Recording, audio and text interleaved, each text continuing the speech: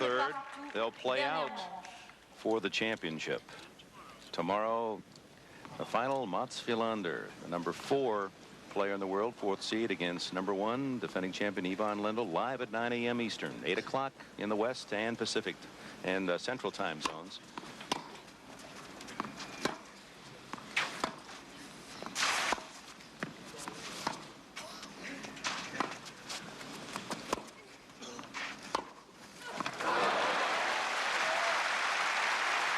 It's been a consistent weapon, that driving backhand. And that driving backhand of Graf's seems to have gone cross-court the last couple of times. She's passed Martina, and Martina ought to know by now. She approaches that way. Graf goes cross-court most of the time on her passing shot.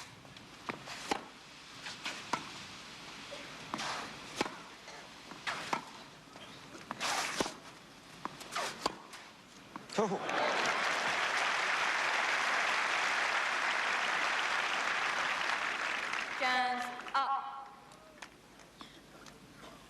2-all, 15-all in the third.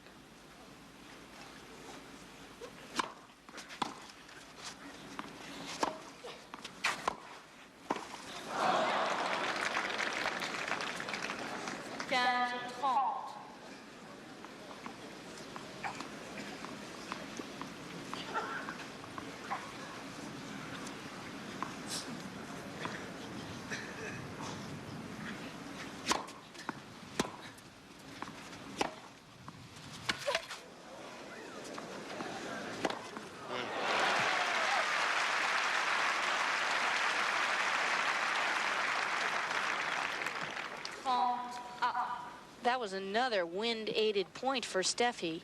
Martina just barely gets it back, and Steffi has an easy put away.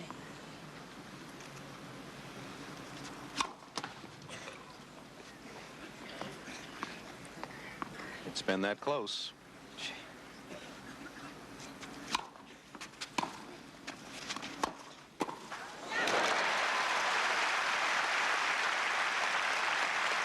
Another break point for Martina. This is what you call a classic volley. Notice how Martina closes in on the net. Look at how close she finishes up next to the net. That's the way to put away a volley. Well, she's had a chance in every service game, and she finally breaks Graf and takes the lead at 3-2. They do not sit together, Peter and Heidi Graf, the parents of Steffi. Nerves are at an extreme high at this point, as Graf has just been broken, and Martina serving with the lead 3-2 in the third. She has the winning lead, but can she stay ahead?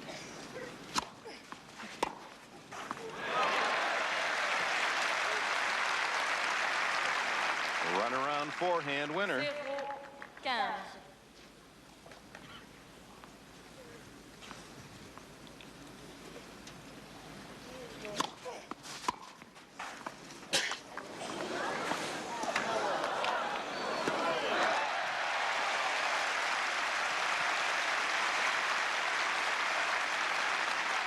I like the determination of this young woman.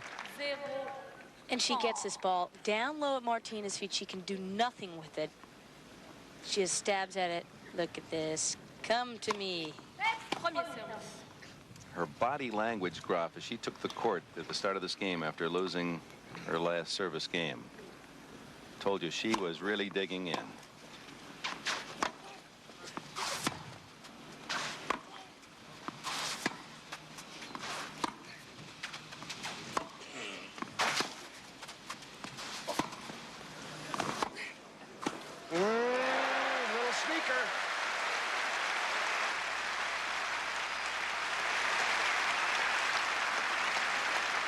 Steffi sets this up so well because she doesn't do it all the time, so it leaves the court open because Martina is not expecting a Steffi Graf at the net.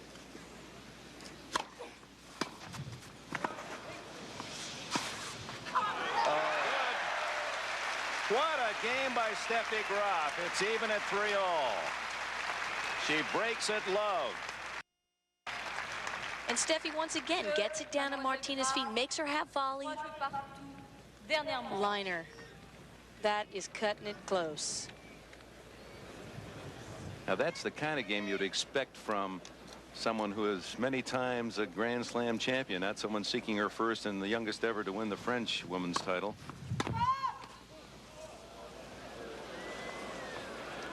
Ball is out. Ball is out. Well, Isabelle Rouvre, the umpire, has been firm in all her rulings and prompt. That doesn't mean she's been right. Well, it's better than being right. Ooh. Well, that's 5 straight winners hit by Graf. 15-0. Actually, Steffi's hit more backhand winners than forehand winners, and that's because of the way Martina's been playing her.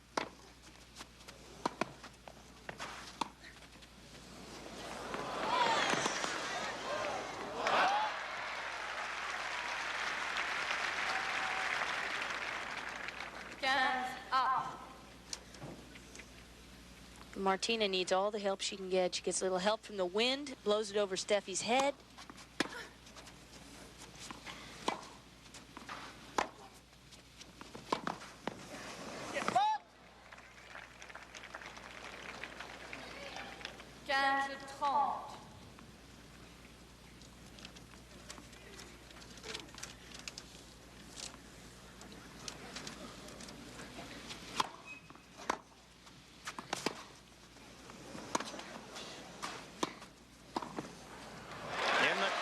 For a double breaker.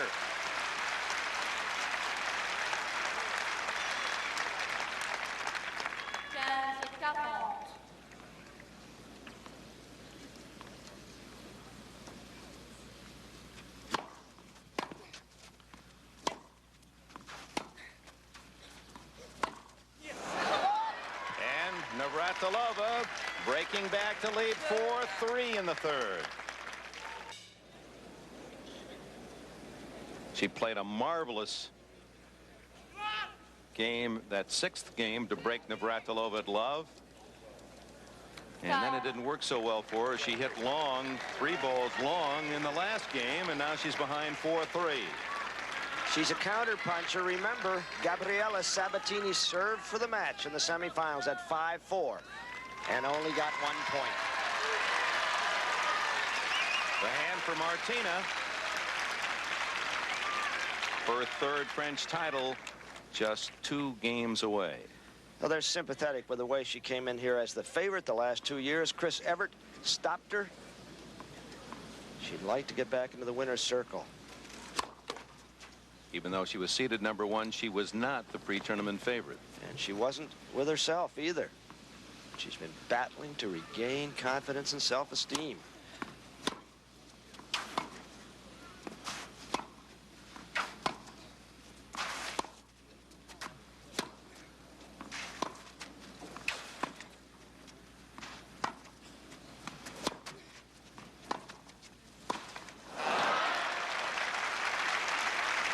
She's sticking to that cross-court approach, Joanne.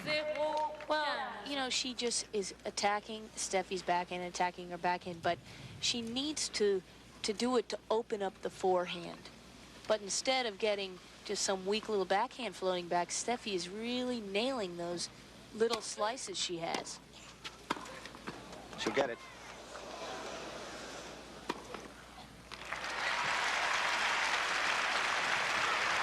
Well, under normal circumstances, an easy overhead, but not in this wind.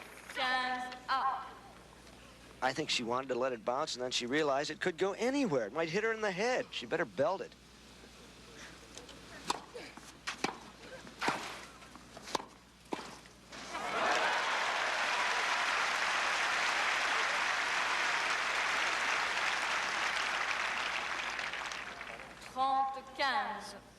Toronto Cans 30-15.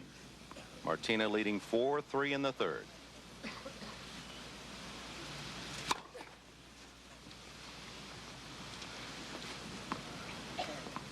Martina said, I know the kid is hungry, but she can't be as hungry as I am. Well, that gust of wind didn't help at all. 40-15.